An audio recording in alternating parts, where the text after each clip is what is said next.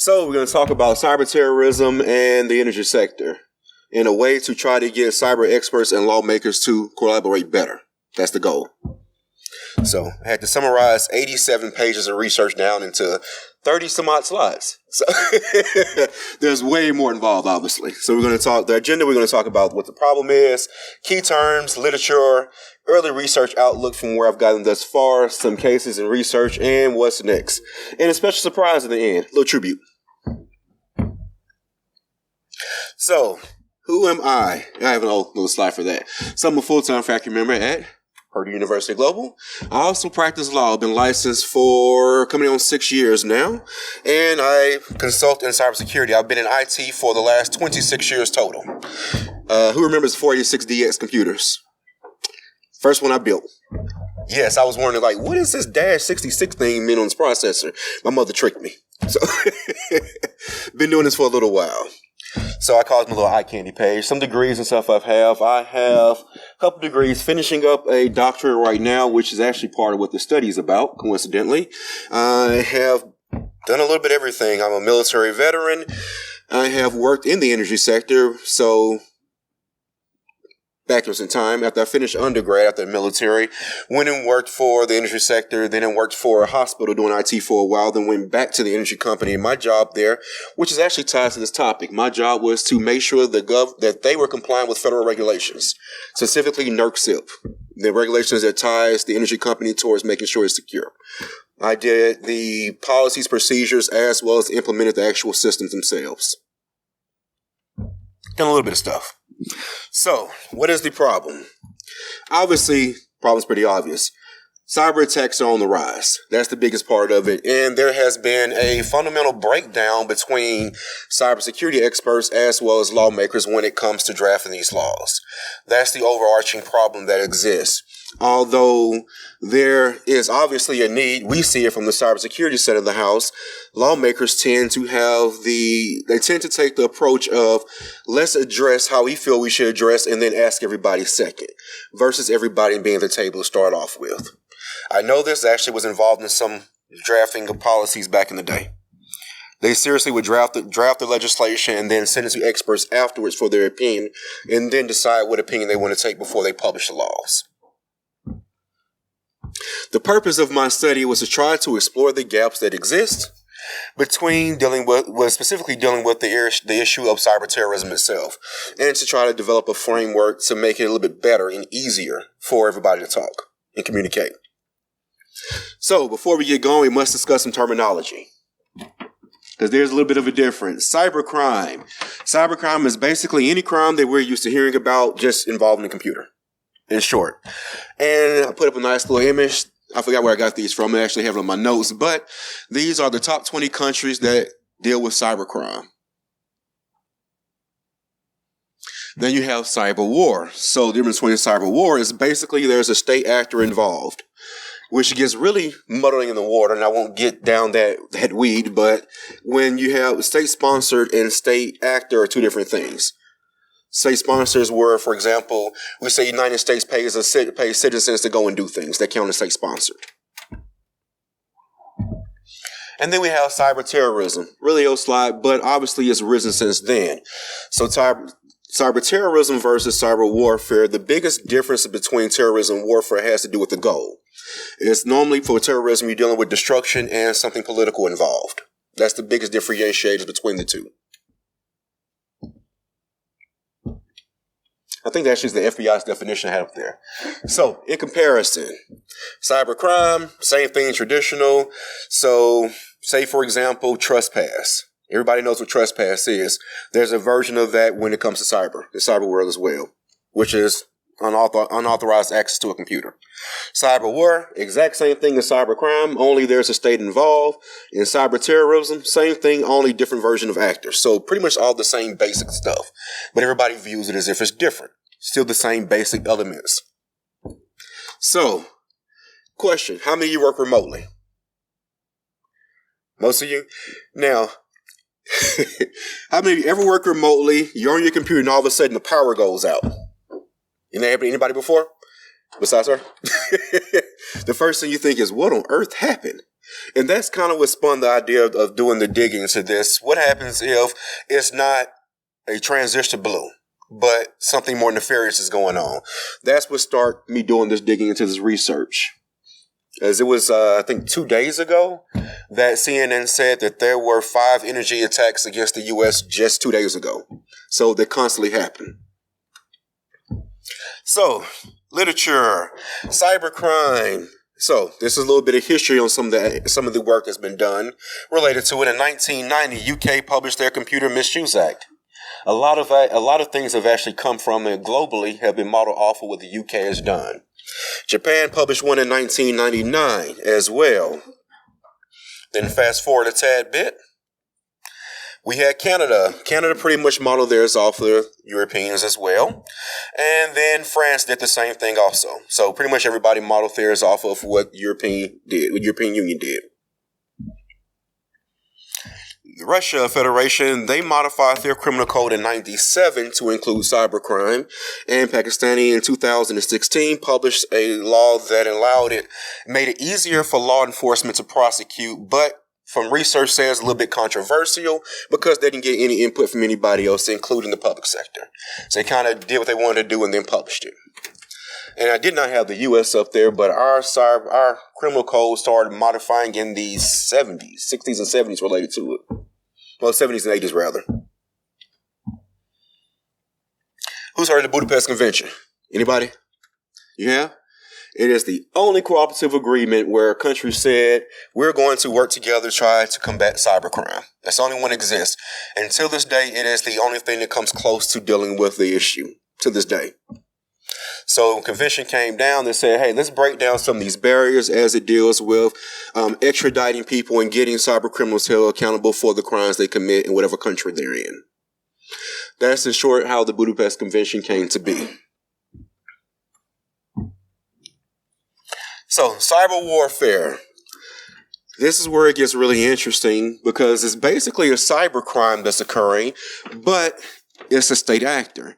So, if I, for example, go and hack into the energy company, it's considered to be a cyber crime.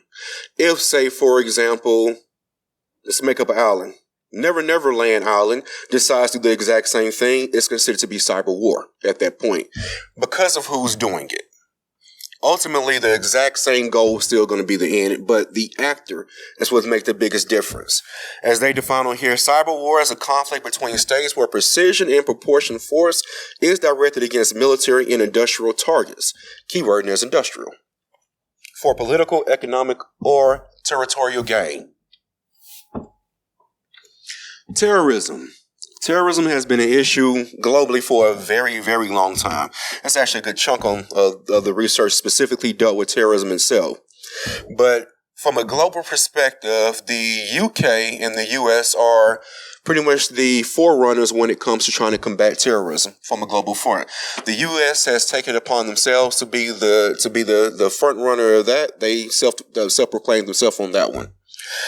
Despite there being a global recognition for a need to combat terrorism, there isn't a global cooperation as well. Every country pretty much takes the position that our job is to protect our citizens. And therefore, we're going to combat terrorism the way we feel it should be combated versus looking at it for what it is, which is a global issue.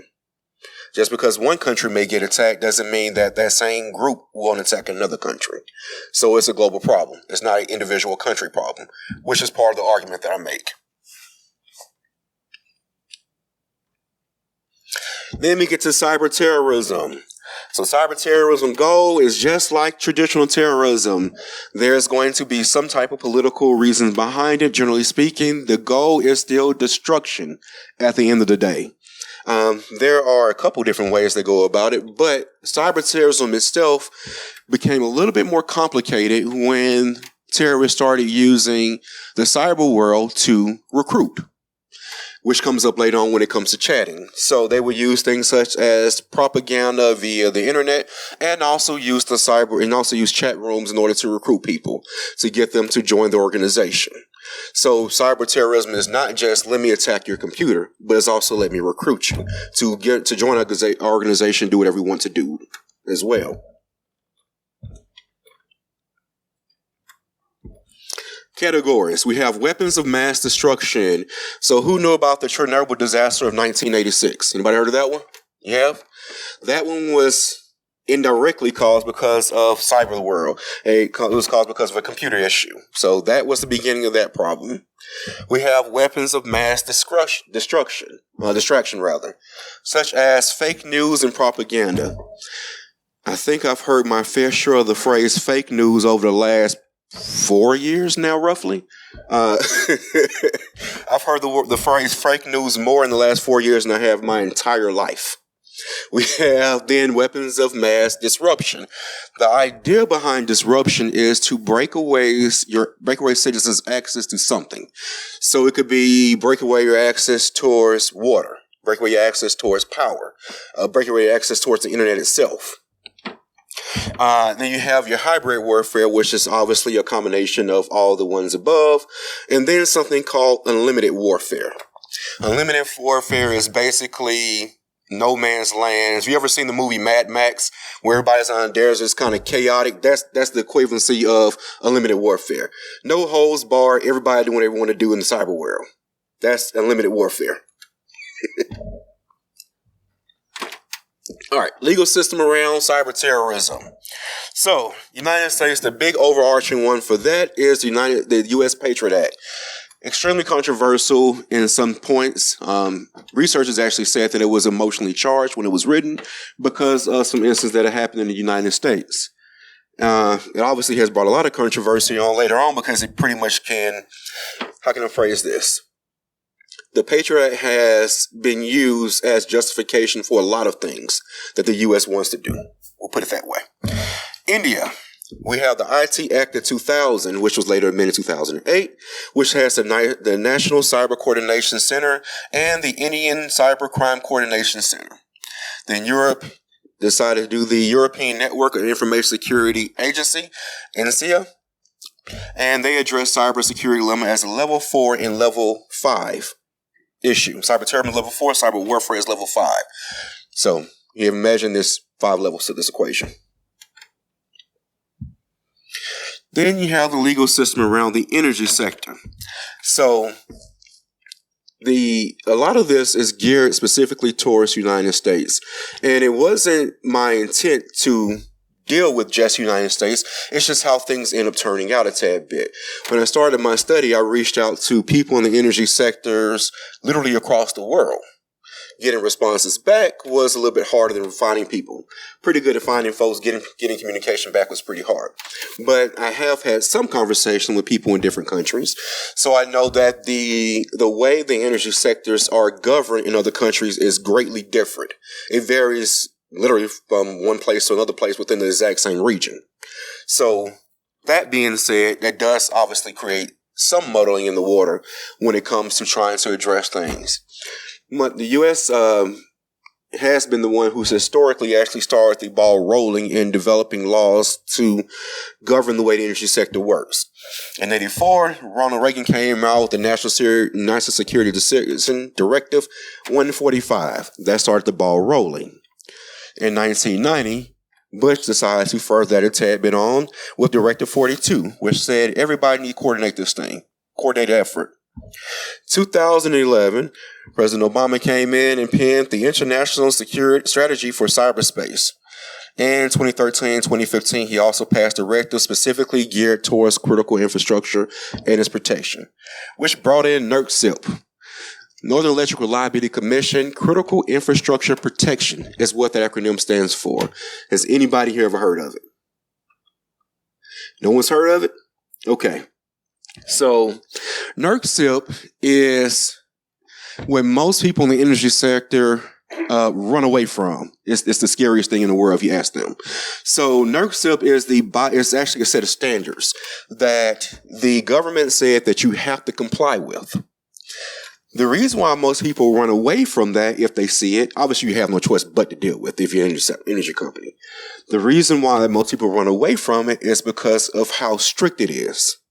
So, for example, an employee gets fired. Most people fire employees on Friday, right? You have 24 hours to remove the access to every system. If you don't, you can get fined up to $1 million per day of missing violation. Let's see what else is in there. If a person transfers to a different department, you have 30 days to remove their access from folders, but 14 days to remove 7 or 14. It's 14 to remove their access to those systems themselves. You have to do things such as it requires you to have antivirus protection, endpoint protection on every computer that you must regularly and frequently check up on.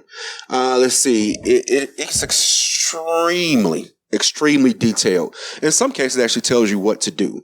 So, for example, with access, you have to have two-factor authentication, period. If you don't have it, that's a violation. So if you've not heard of NERC-CIP, then no one in here probably knows about what happened to Duke Energy in 2019, I think it was. 2019, they got fined $15 million for violating that. So that's how strict of a regulation it is. It has been used as the model by other countries for how they should approach their infrastructure from the energy sector. And my job in the power company was to make sure we were compliant with that. So I managed systems such as RSA, for example. Active Directory was one of mine as well. I had endpoint protection, group policies. My job was to make sure all that stuff was compliant with NERC-CIP. Made the company policies, procedures, implemented those systems themselves. Not all of it, obviously. I had a total of 6 different systems I was managing out of 13. And fell under the purview. Then do all the evidence for it, give it to the federal government, and then go and sit in front of them and testify as at full-on hearing, doing the audit. So, good old NERC-CIP. If you ever want to know how to model your stuff, who here knows of NIST? This was built off of NIST. So imagine taking this and then giving it steroids. Yeah, there we go. That's about the best way of describing it. All right, who's heard of the International Criminal Court? Somebody, yes. There has been first, International Criminal Court was established because of the Roman Statute in Article 1. 13 parts, 128 articles. They only deal with 4 different things: genocide, crimes against humanity, war crimes, and crimes of aggression. There are 120, I think it's 126 or 28, I think it's 126 states that have signed of it. Not all who have signed it have ratified. The United States did initially sign, did not ratify, and kind of tried to back away from it. The UK, the other leader in the terrorism world, is fully signed and ratified. They're full state part at this point. They were brought up because there has been an extreme amount of push to try to get the ICC to take on terrorism itself. They have refused to do it for a few reasons. One being, they said that it would overcrowd the courts if they brought that in their purview. But there was a manual that came out that gave ideas of how they could go about approaching it, which was the Tallinn Manual. Your Tallinn Manual is a piece of scholarly work that I think about 20 or so people total over the course of 3 years went into giving their opinion on the state of the laws that existed at that point in time as it pertained to cyber warfare and cyber terrorism itself. They came out the Tallinn Manual, so it was a bunch of scholars did a bunch of articles and say, hey, you can apply this stuff to what you already have if you look at it from this approach. So if you look at genocide in this way, so we have a person who breaches a reactor. The reactor then kills a bunch of people. Why not call that genocide? That's kind of what the Tallinn Manual did in a nutshell. Unfortunately, ICC decided to reject this adoption. They said that and partly because of the opinion aspect of it, it's purely opinion on how things could work. I said, okay, when I learned about this as well, I said, well, let's try doing a different approach. Let's not just get pure opinion. Let's get some science behind this. Let's actually do some studies. Maybe that'll change somebody's mind. So what did I do? Started researching. Did some early research. So I went and found a questionnaire. And the questionnaire, these were basically the ideas behind the questionnaire itself. The questionnaire went out to security experts that worked in the energy sector, as well as lawmakers themselves, tied towards these topics. The goal was to try to identify gaps in the communication, room for improvement, but I did a little bit differently. I also looked for what are the issues from the technology's perspective. And one thing that I did get back from the results from all this is there's an issue that is not unique to the United States, it's unique to the world when it comes to the technology side of the house. So, I get to that part. That comes at a different part of the results. Legal cases. After I got finished setting my questionnaire out, then I went and reviewed some case law. On the left-hand side, we have jurisdiction. These cases, in short, discusses the ability for a company or a person, let me phrase that, discuss the ability for a entity, which includes people, to be brought under the purview of a court. So when it comes to jurisdiction, you have two different types. You have subject matter jurisdiction and you have personal jurisdiction. Subject matter jurisdiction is the court's ability to actually hear the case because of the topic that's being discussed. Personal jurisdiction is their ability to enforce themselves upon you. These cases right here were cases that came about that dealt with how to pull a person into a court's jurisdiction. International Shoe was one of the landmark cases that dealt with out of state, pulling one person in pulling a company in from a different state. Then we had something called the Zippo case that came after that, which dealt with minimal contacts. Yahoo dealt with bringing in somebody that was foreign as well. So all these cases on the left dealt with how we can pull someone into someone's jurisdiction, or if it's not even possible. And the last two aren't even the United States, by the way. Internet surveillance. Did that one in the middle, so three-pronged approach. Internet surveillance, that particular case dealt with whether a pen register, whether it is legal or not to record communications as they happen. And at what point does a warrant need to be done before they can start pulling communication in, recording what you say? Which led to the third one, chat room and email. And in short, those cases basically say that you don't have a reasonable expectation of privacy. Let me phrase that. You have a limited to no expectation of privacy when it comes to things you post in the chat room. Which is the reason why I brought that up earlier, that terrorists are now recruiting using chat rooms. Enter in the court cases that says the government has the ability to monitor those they want and use them in a hearing.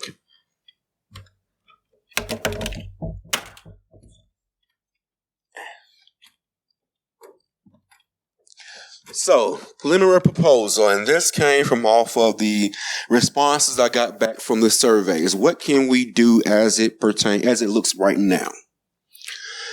Three-pronged approach, three-axis approach. On one end, we have the infrastructure. One of the results came back saying that there is an extremely outdated set of infrastructure. And actually, the talk that comes after this as well that talks about SCADA, ICS, and OT as well. So I put a little bonus slide on the end to give a little bit of break, to give a segue for his speak to come in, for his talk. So that's one of the biggest issues that came up. There's outdated equipment. Much of the systems that are used in SCADA and industrial control systems uses Modbus, which is an extremely vulnerable protocol.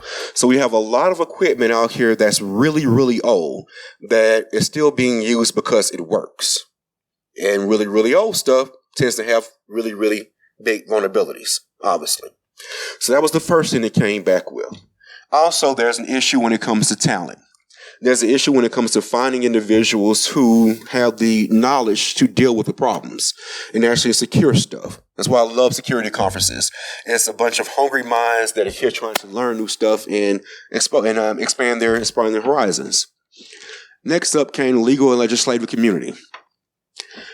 One of the biggest things that I got back from literally every single response I got back was there was a complete lack of cooperation between the energy sectors and legislative bodies. Complete lack of cooperation between the two. It's more along the lines of here's what we want, go do, versus let's sit down on the table and do this together. Which means obviously that there needs to be more cooperation. Next big issue came in. There is a gap between the understanding of how cybersecurity actually works and the legal community's ability to enforce a law that actually could work. So we know how things work in the cyber world. And then you have the legal side of the house that says, well, we want this done. You're like, but that's just not going to work. But we said do it. You don't have a choice but to do it and find some way to make it work, which leads problems. So why not start that from the onset? Which there are people like me who understands both the legal side and the security side to say, look, how about at least have one of us at the table when you're meeting so we can translate between the two parties and try to come to a common ground. Last but not least, we have the international part. Internationally, there has to be coordination between everybody across the board to deal with this.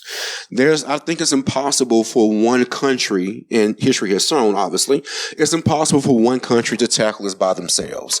So it needs to be more about just your citizens, but citizens in general, people in general, to deal with the problem.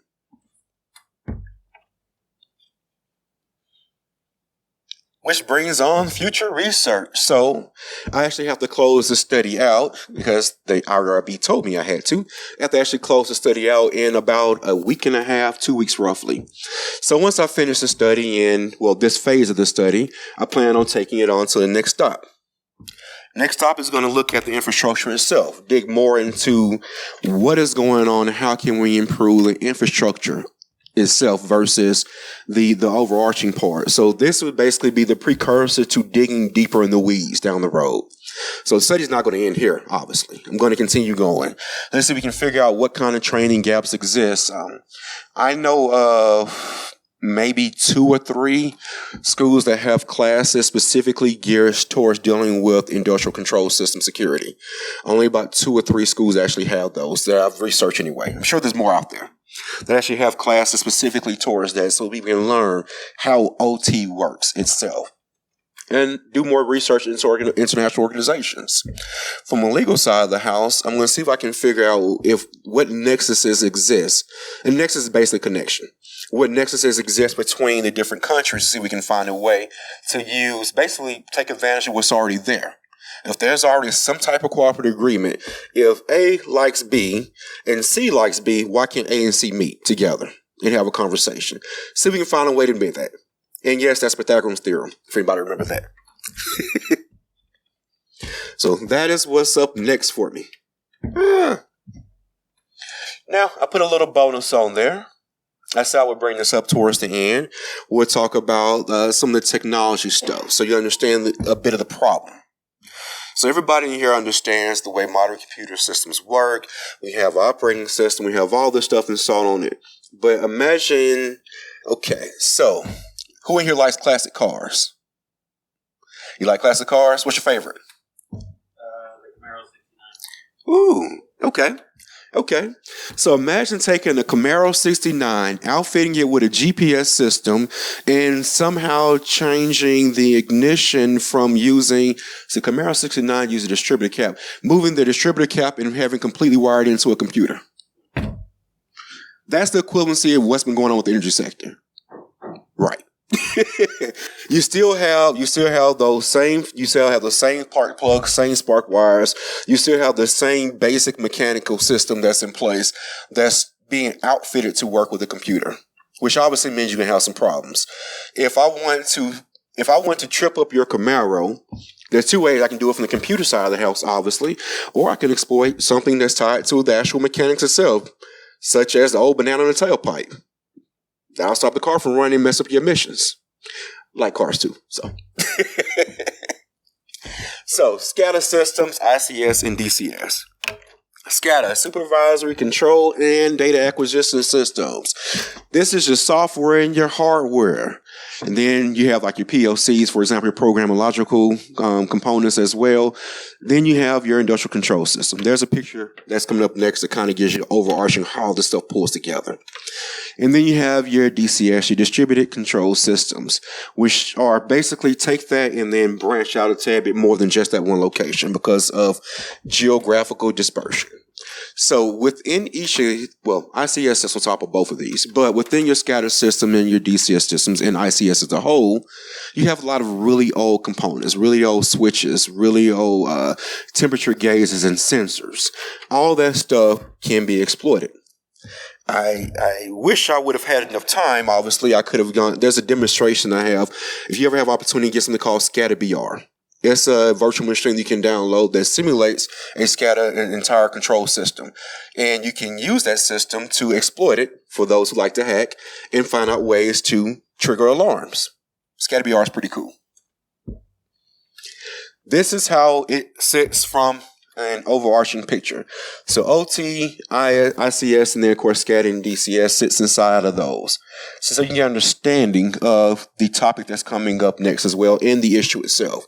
So if you're looking at it from there's a little thing. So if you're looking at it, most of the problems we'll say sits inside of here.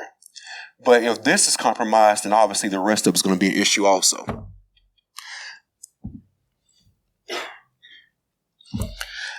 And in summary, got tribute next. In summary, we need to do a better job at collaborating between the energy sectors, which obviously where the cybersecurity experts lie. Rewind. First, we have to have more people in cybersecurity go and work for the energy companies. There is an extreme. You can ask anybody who works in an energy company who's in hiring. There is a big knowledge gap. They have a lot of difficulty in finding individuals that can do this stuff. So, may not be the most rewarding from a national standpoint, but think about the bigger picture also. I did it for 3 years. So think about the bigger picture. From there, you need to have a bigger collaboration between the cybersecurity world and the legal world. Again, when I was at the power company for 2 of my 3 years, we would review legislation. So in the state of Alabama was one of the last states to actually pass a data breach law. They were one of the very last ones. And what they would do, and I was part of that process, they would draft up a law. Whoever senator it is would draft up a law, and they would send it to different people within companies. They would then have a team within that particular company. So it was 4 of us within the company. We would get the law, review the law, and then give our feedback on it. Out of those 4 people, I was the only one that actually had a legal background. They would also send that law not just to us, but they would also send it to law firms and stuff like that as well to get their opinion on it. They would take that, look at all the comments, and then publish a final draft. I can promise you when I say this, I've read not more than just that one. I've actually reviewed that one. I've reviewed 3 presidential election, 3 presidential directives as well, and a few other things. So the bulk of the feedback that happens doesn't get put into these laws. Maybe 1%. I know from a fact from looking at these things in the final version that there were things that were just completely ignored. So there has to be better collaboration with that.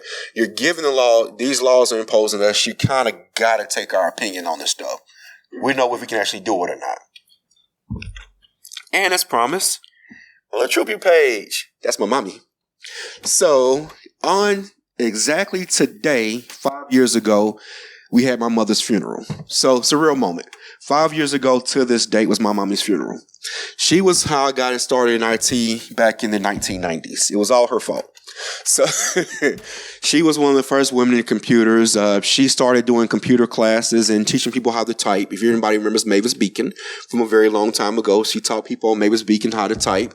And she went from teaching people how to type to building computers, teaching folks how to program, the whole 9 yards, networking, everything else. She became a Microsoft partner and all this fun stuff. She did a lot within probably a 5-6 year period until I went to college, and I think the first weekend I was there, she had a stroke. And that slowly but surely started shutting her business down. And after that, her business kind of folded because of the person she left in charge of her company. Literally distorted the company for money. So because of that, because my mom was a wonderful story, the school that I work at started this whole scholarship for my mommy. So now my mommy has her own scholarship. So it's a real moment. They told me I had the ability on the day of her funeral to actually share the news. My mommy has her own scholarship so that individuals who want to go to school and learn cybersecurity, learn this field, can get money to help them pay for school. So that's benefit many of us still. Thank you. And that's it. Questions? Had to stop myself from crying up here. Yes. You said Duke Energy had a fine in 2019. It was at $15 million. Is that right? Mm-hmm. that a lot? 15 million, from a fine standpoint, yes. So, Energy company, is that a lot? from a fine standpoint, yes. So the way most of the companies work is you have your base salary and then you have your bonuses that you get. Your bonuses are tied towards how much money they make from selling of energy, the overall management of the company, and things such as fines. So a $15 million fine means that you wouldn't meet your performance percentage, so your bonuses start getting affected. So some of the bonuses, to give you an idea of how much of an impact that boils down to, once you hit, say, the management level and start getting into the executive side of the house, some bonuses were large enough people went and bought houses with their bonus checks for the year. So yeah, 15 million is a significant amount of money from that perspective. Compared to, say, things like GDPR. Oh, it's nothing compared to GDPR. I think, oh my God, I think GDPR's largest one is like, what, 150 million, I think, right now? So yeah, it's nothing compared to that. That's 10%. So, do you think if the potential fines for non-compliance with NERC were tied to revenue percentage, do you think that would help drive further security improvements in the sector? No, I think that if they really want to drive force to home as opposed to tying to revenue percentages, then you will have another issue to deal with. You have the Public Service Commission, which is PSC, which governs how much a power company can charge for power. The United States. So you run the risk of them having that cap. So the money has to come from somewhere. But if they really want to enforce it and push it, get those $1 million fines per day. That's a quick way to get there without tying towards revenue. No, that's an easy way to do it. Any other questions?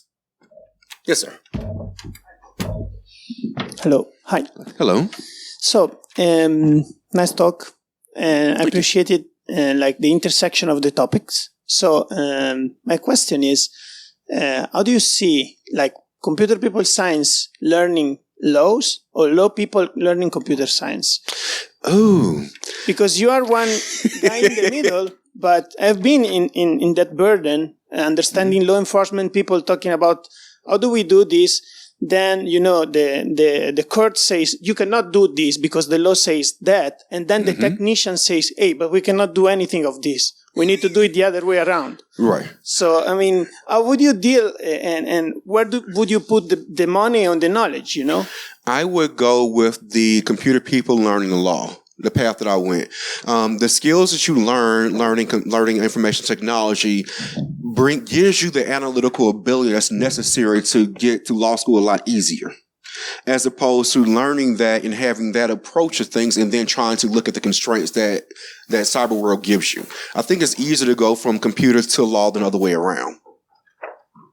Yeah, I mean, the bad news is that we have a lot of people that they don't have this kind of preparation, and they are enforcing the power, and it's very difficult to deal with those. But what triggered me getting actually the military is the reason why I got in law school, coincidentally, but all because of the military. But also I had an instructor who told me, I said, I'm kind of thinking about getting into the legal world, and he said, well, if you do it, you'll be one of very few people that do both. So he said it would probably be easier for you. He said himself, his name was Dr. Julio Rivera. He was my professor at UAB. He actually is retiring now. But he said it would be easier to move from that field over because of the analytical stuff that we deal with in technology. I have not met a single person that went from law backwards. So that's a good point. Thank you. Any more questions? Yes, ma'am. Thank you. It is very interesting how you are studying the gaps of legal frameworks. Mm-hmm. So I was just wondering, how do you use data? How do you analyze data to get into these to get these results? So about the statistical significance of the answers and these. The research methodology. So, okay. So it's actually a multiple case study that I did in the long run with the questionnaire as well. So I pulled a lot of cases.